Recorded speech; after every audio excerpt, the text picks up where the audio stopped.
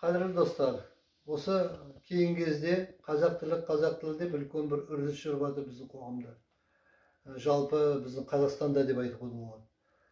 Әркім бір осыны сынға алады. Неге біз осы қазақ тілін іске асыра алмай жатыр, не мемлекеттік тіл болады деп. Бірімізге тиісеміз, сен балаңды қазақша не бермедің, әлі бірімізге сынап, тіпті ұрысқа дейін барып. Сол себепті мен ойымша мұнда бірақ жол. Digital Қазақстан дейтін мәселені қазақшаға бұру.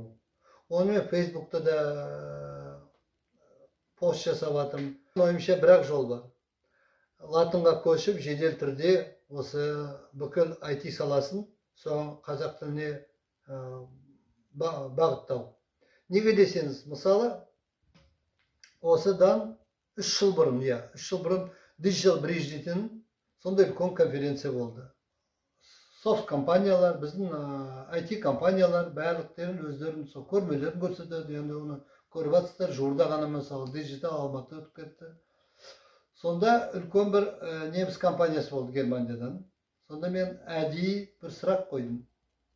Сіздер көрі осы 70-ші жылдары, 80-ші жылдары Германияда бір неміс тілмен де сол проблема болды. Неміс халқы сондай бір тренд болды сол кездері.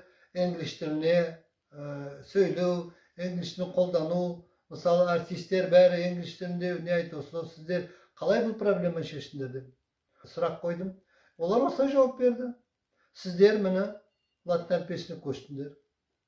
Міне осындай көрмелер сіздерде болып жатыр. Компьютерлерім бар, интернет міне Қазақстанда жұмыс істеп, бәрін қазақ тіліне көшіріңдер деді. Вот көріп тұрсыздар ма? Мысалы енді Германияның үлкен компаниясы келді, IT компаниясы, соны айтып жатыр. Сол ішінде енді біздің де адамдар отырды, лауазымды адамдар. Мысалы ішінде Рахым Ошақбаев, мысалы, онда модератор болды. Және тағы да IT компаниялардың қоғамдастығына Нұрлан Исин болды, біздің ақсақалымыз қазір. Сол себептен мен айтайын деген осыған неге біз тиісті дәрежеде осыны көде назар аудармай жатыр. Жай ғана халықты айтып отырмын, ызасына келтіріп, балаларын не анда, не орыс класына бере алмай, не қазақ класына бере алмай сондай.